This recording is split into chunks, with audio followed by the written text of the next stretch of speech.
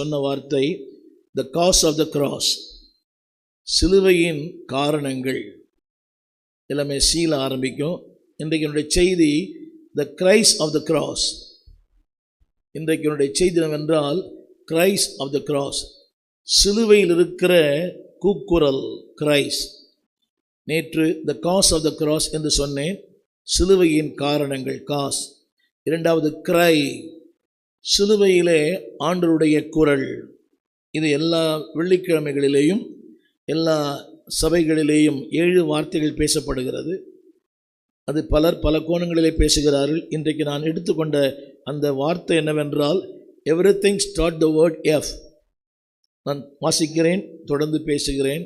எல்லாம் சேர்த்து போடுவீங்களா? ஃபர்கிவிங் கிரை, மன்னிக்கும் குரல். இரண்டாவது ஃபேவரிங் கிரை, எனக்கு தயவு செய்யும் குரல். மூன்றாவது ஃபர்சேக்கிங் குரல், கைவிடப்பட்ட கோலத்தோரியம் ஆனால் கைவிடப்பட்ட குரல் அல்ல. மூன்றாவது ஃபெர்வென்ட், அந்த ஃபெர்வென்ட் என்ற வார்த்தைக்கு எனக்காய் வேதனையோடு ஜெபிக்கிற குரல். உக்கரகம் என்று எழுதியிருக்கிறது.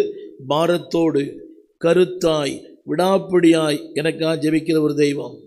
மூன்றாவது அன்பானவர்களே, அதாவது ஃபினிஷிங் கிரை, அந்த குரலில் எல்லாவற்றையும் முடிக்கிற வல்லமை.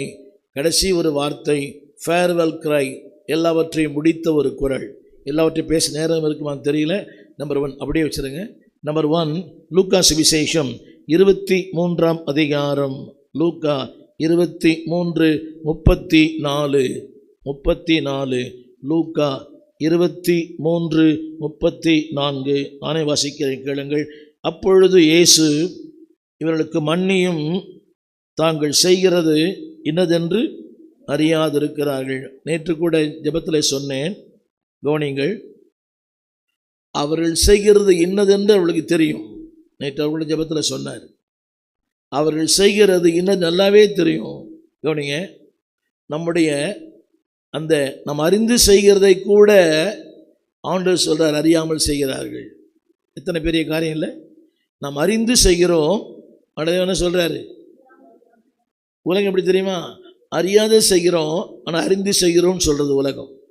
உலகத்தினுடைய அந்த கண்ணோட்டம் வேற, ஆண்டுடைய கண்ணோட்டம் வேற. உலகத்தின் பார்வை வேற, ஆண்டுடைய பார்வை வேற. உலகத்தினுடைய புரிந்து கொள்ளுதல் வேற, அவருடைய புரிந்து கொள்ளுதல் வேற. திரும்ப சொல்லுகிறேன், அந்த வார்த்தையை படிக்கிறேன். பிதாவே இவர்களை மன்னியும், தாங்கள் செய்கிறது இன்னதென்று. அடுத்து ஒரு வார்த்தை போட்டது பாருங்க, கவனிங்க. வஸ்திரங்களை சீட்டு போட்டு கொண்டார்கள். அறிந்த